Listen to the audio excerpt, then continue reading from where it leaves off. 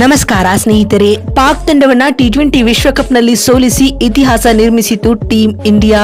ಬಳಿಕ ಈ ಬಗ್ಗೆ ಪಾಕ್ನ ದಿಗ್ಗಜ ಆಟಗಾರರು ನೀಡಿದರು ದೊಡ್ಡ ಹೇಳಿಕೆ.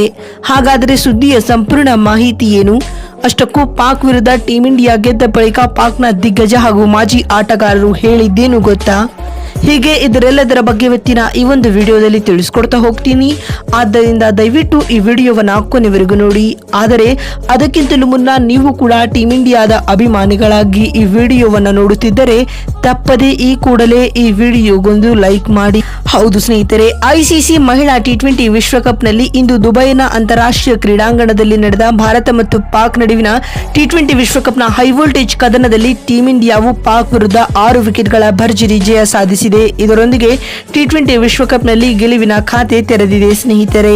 ಮೊದಲ ಪಂದ್ಯದಲ್ಲಿ ನ್ಯೂಜಿಲೆಂಡ್ ವಿರುದ್ಧ ಹೀನಾಯ ಸೋಲನುಭವಿಸಿದ್ದ ಟೀಂ ಇಂಡಿಯಾ ಇದೀಗ ತನ್ನ 2ನೇ ಪಂದ್ಯದಲ್ಲಿ ಸ್ಟ್ರಾಂಗ್ ಆದ ಕಮ್ಬ್ಯಾಕ್ ಮಾಡುವ ಮೂಲಕ ತನ್ನ ಸಾಂಪ್ರದಾಯಿಕ ಎದುರಾಳಿಯಾದ ಪಾಕಿಸ್ತಾನ ತಂಡದ ವಿರುದ್ಧ 6 ವಿಕೆಟ್ಗಳ ಭರ್ಜರಿ ಜಯ ಸಾಧಿಸಿದೆ.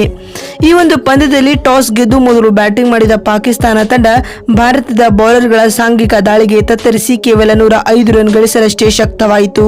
ಆದ್ಯಾಗೂ ಈ ಅಲ್ಪ ಗುರಿಯನ್ನು ಬೆನ್ನಟ್ಟುತ್ತಿದ್ದ ಟೀಂ ಇಂಡಿಯಾಗೆ ಮತ್ತೊಮ್ಮೆ ಉತ್ತಮ ಆರಂಭ ಸಿಕ್ಕಿರಲಿಲ್ಲ. ಆದರೆ ನಾಯಕಿ ಹರ್ಮನ್ ಪ್ರೀತ್ ಕೌರ್ ಅತ್ಯುತ್ತಮ ಇನ್ನಿಂಗ್ಸ್ ಆಡಿ ತಂಡವನ್ನ ಗೆಲುವಿನತ್ತ ಕೊಂಡೊಯ್ದರು. ಇದರೊಂದಿಗೆ ಟೀಂ ಇಂಡಿಯಾವು 18.5 ಓವರ್ಗಳಲ್ಲಿ ನಿಗದಿತ ಟಾರ್ಗೆಟ್ ಅನ್ನು 4 ವಿಕೆಟ್ ಕಳೆದುಕೊಂಡು ಚೇಸ್ ಮಾಡಿತು. ಈ ಮುಖ್ಯವಾಗಿ ಪಾಕ್ ವಿರುದ್ಧದ ಟಿ20 ವಿಶ್ವಕಪ್ನ ಹೈ ವೋಲ್ಟೇಜ್ ಪಂದ್ಯವನ್ನ ಭಾರತ ತಂಡವು 6 ವಿಕೆಟ್ಗಳಿಂದ ಗೆದ್ದುಕೊಂಡಿತು. ಇದೀಗ ಭಾರತದ ಈ ಭರ್ಜರಿ ಗೆಲುವಿನ ಕುರಿತು ಮಾತನಾಡಿದ ಪಾಕ್ನ ದಿಗ್ಗಜ ಆಟಗಾರರಾದ ಶೋಯಬ್ ಅಖ್ತರ್ ಈ ರೀತಿಯಾಗಿ ಹೇಳಿದ್ದಾರೆ.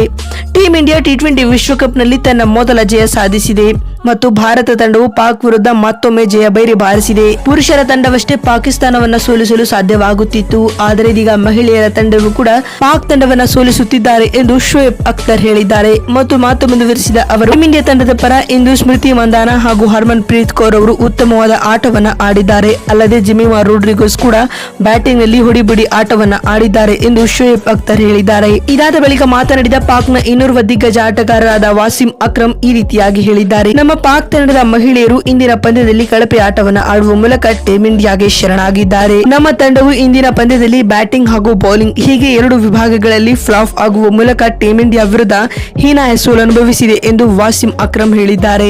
ನೋಡಿದಲ್ಲ ಸ್ನೇಹಿತರೆ, ಟಿ20 ವಿಶ್ವಕಪ್ನಲ್ಲಿ ಪಾಕ್ ವಿರುದ್ಧ ಭಾರತ ಗೆದ್ದ ನಂತರ ಪಾಕ್ನ ದಿಗ್ಗಜ ಹಾಗೂ ಮಾಜಿ ಆಟಗಾರರೆಲ್ಲ ಏನೆಲ್ಲ ಹೇಳಿದ್ದಾರೆ ಎಂಬುದನ್ನು ತಿಳಿಸಿಕೊಡುವ ನಮ್ಮ ಈ ಪ್ರಯತ್ನ ನಿಮಗೆ ಇಷ್ಟವಾಗಿದ್ದಲ್ಲಿ ತಪ್ಪದೆ ಈ ಕೂಡಲೇ ಈ ವಿಡಿಯೋಗೊಂದು ಲೈಕ್ ಮಾಡಿ. ಮತ್ತೊಂದು ವಿಡಿಯೋದಲ್ಲಿ ಸಿಗ್ತೀನಿ. ಅಲ್ಲಿವರೆಗೂ ನಮಸ್ಕಾರ.